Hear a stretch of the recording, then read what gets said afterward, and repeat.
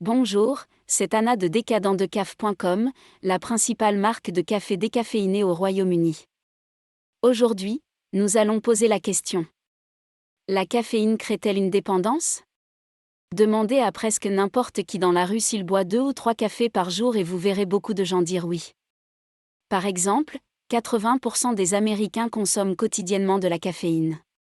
Mais demandez à ces mêmes Américains s'ils sont accros à la caféine et ils diront probablement non. Ensuite, demandez-leur d'essayer d'arrêter complètement de boire du café le lendemain et ils trouveront probablement des excuses et partiront rapidement. En bref, les gens rationalisent dans leur esprit qu'ils contrôlent et aiment le goût, le rituel et l'habitude de boire du café et de faire une pause café. Donc, vous ne voyez pas les gens arrêter de café régulièrement ou facilement. En effet, le café et la caféine nous entourent. On le voit dans la cuisine, sur le chemin du travail, dans le bus, sur nos réseaux sociaux, à la cantine du bureau puis sur le chemin du retour. Et il est acceptable de boire du café.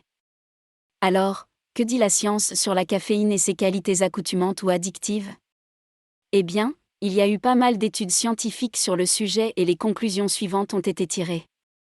Non 1. Les symptômes de sevrage de la caféine peuvent être intenses, notamment des maux de tête, de la fatigue, des changements d'humeur, des douleurs musculaires et des nausées, ainsi que des envies de caféine. Donc, à première vue, il semblerait avoir des qualités addictives car il est douloureux et désagréable d'abandonner.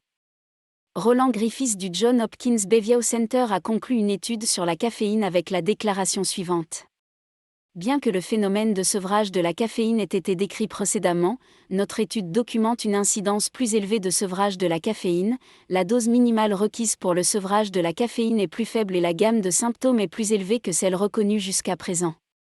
Roland Griffiths a déclaré plus tard. Je n'ai aucun problème à dire que la caféine est une drogue légèrement addictive. Je pense que cela le décrit. Mais, d'autres études ne sont pas d'accord.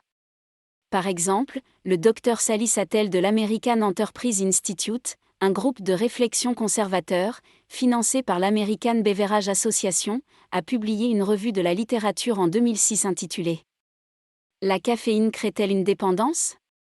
La conclusion de l'étude était que, non, la caféine ne crée pas de dépendance, bien qu'elle soit faiblement renforçante et que les effets de renforcement possibles du café ne soient peut-être pas la caféine, mais plutôt l'arôme et le goût agréable du café ainsi que l'environnement social qui accompagne la consommation de café. Donc, il y a des opinions divergentes sur cette question. Quoi qu'il en soit, il est important de comprendre que la caféine contenue dans le café doit être comprise et respectée.